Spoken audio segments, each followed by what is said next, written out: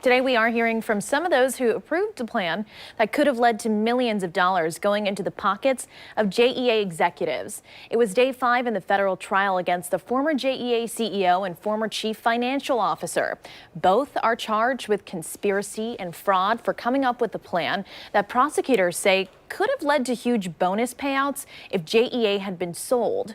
News4JAX reporter Jim Pickett has been following all of this since the start 5 years ago and joins us live outside the courthouse. Jim, what happened there today?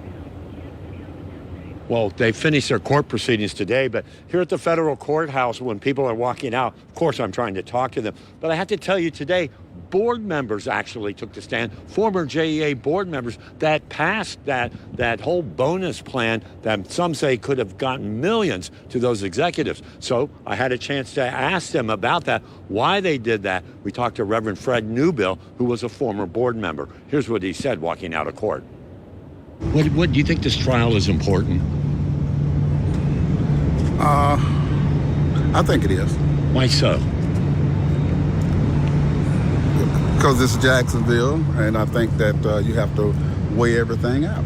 You have to make sure that everything is along the lines of honesty, and who knows?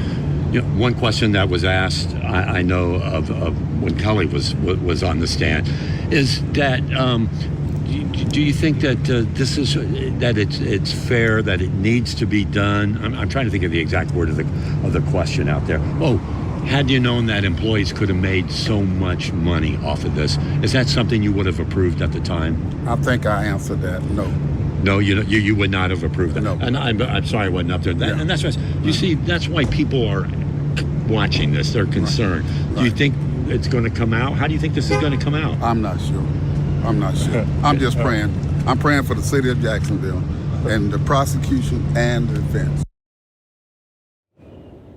Reverend Newbill, of course, wasn't the only board member on there today. There was a lot of testimony. Here's what happened.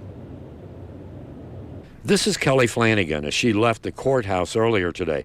Flanagan was a member of the JEA board 5 years ago when the controversial bonus plan was approved. It's known as the PUP, the Performance Unit Program.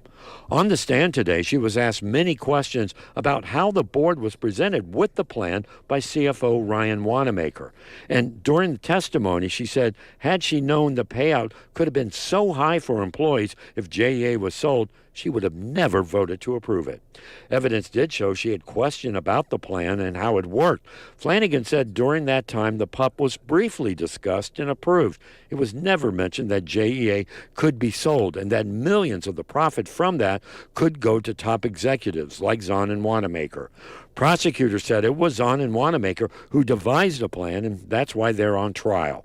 Earlier in the day, lawyers on both sides finished questioning the city's chief auditor at the time, Kyle Billy, whose staff raised the original concerns about the problem the PUP would cause and how that could cost the city millions.